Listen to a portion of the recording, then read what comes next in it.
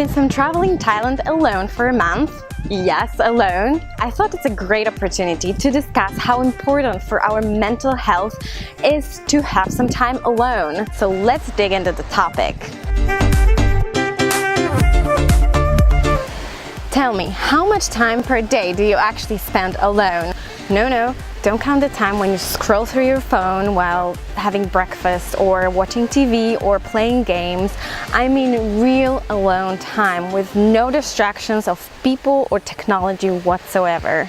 Yeah, you kinda can, because you're even plugging your headphones when you're in the train, metro, bus. You probably even take the phone to the bathroom just not to be alone with your thoughts. I do it sometimes. So yeah, only time when you're actually alone, it's probably when your phone dies or when you sleep. But we have power banks now, so now why do we do all of that things?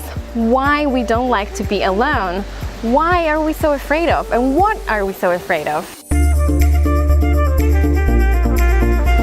Well, this amazing studies in University of Virginia shows that 33% of men and 25% of women chose to be electrocuted with a small electric charge instead of being left alone with their thoughts. Crazy, right? Yet, it's true. They don't want to think, which I feel very limiting, because if you don't think for yourself, your goals, your dreams, then who are you really? You might go with the flow of other people, be influenced by technology, by environment, which might not always be who you really are. Being alone, finding time for yourself is a way of self-discovery. It shouldn't be something that you're afraid of. It should be like a friend that you can turn to if needed. If you're avoiding being alone by distracting yourself with technology or surrounding yourself with a lot of people just not to be alone, like those participants in the studies, maybe this is something that you want to look into. One of the participants hit himself 190 times with electric shock just not to be with himself.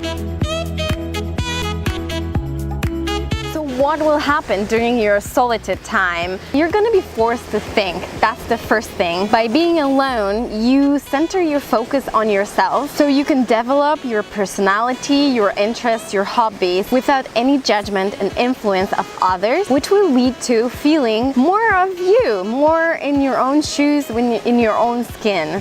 You might even start liking yourself or loving yourself, which is the first step of being happy. What other benefits you can have while being alone? Science shows that it increases your empathy by digging deep into your own emotions, feelings, so it's easier for you to put yourself in someone else's shoes. It definitely increases your creativity. You can use solitude to develop your own skills. It builds your mental strength, which means that you learn how to enjoy time with yourself. You're starting to like yourself. You're starting to enjoy the time with yourself. People that enjoy their solitude time are also less depressed. It's a huge opportunity to think what you really want, what changes you want to maybe make to your life.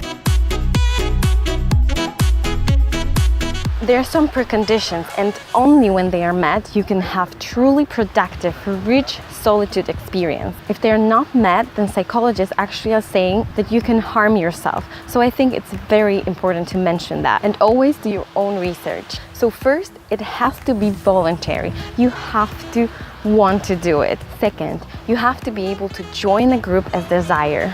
Third, you have to learn how to manage your own emotions. I said earlier that you can turn to solitude as to a friend when needed. You see, there's a difference between being alone by choice or feeling lonely. Being alone is there to rejuvenate your body, mind, and soul. You should not feel lonely when you're alone. If you are, then you can go back to the group. That's the second part of preconditions. Loneliness, on the other hand, is suffering. It depletes your body, mind, and soul. You have sense of isolation, like in this movie Castaway with Tom Hanks. He didn't choose it. When we feel lonely, we desire distractions from ourselves. It's it's just a consequence of deep dissatisfaction of yourself. So it's not always when you're alone you feel lonely. You can be in a room full of people and still feel loneliest ever. To quote Robin Williams here, he said, "I used to think the worst thing in life is to end up all alone. It's not.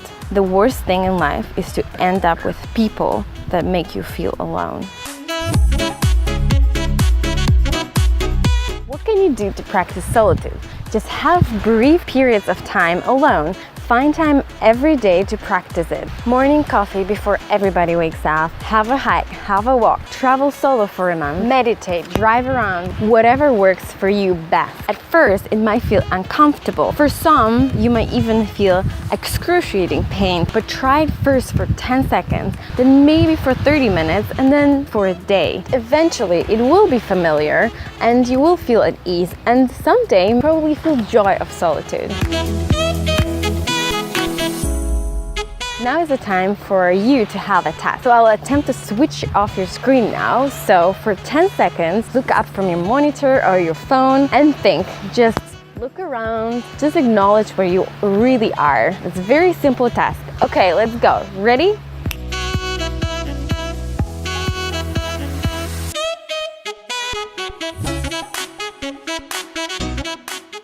Instead of feeling scared of being alone, let's feel challenged, like Barney Stinson from How I Met Your Mother. Challenge accepted. Yes, I can do it. Yes, you can do it. Using solitude should be a tactic, a strategy that complements your social experiences with your spouses, with your kids, with your girlfriends, boyfriends. Use as needed, but best try using it every day. Try treating yourself every day with some alone time. There are so many benefits of doing it, as it improves your creativity, it clears your mind, it helps you to discover yourself, it improves your relationships. You grow and develop as a person that way to become the best version of yourself possible. So I think it's very worth a try.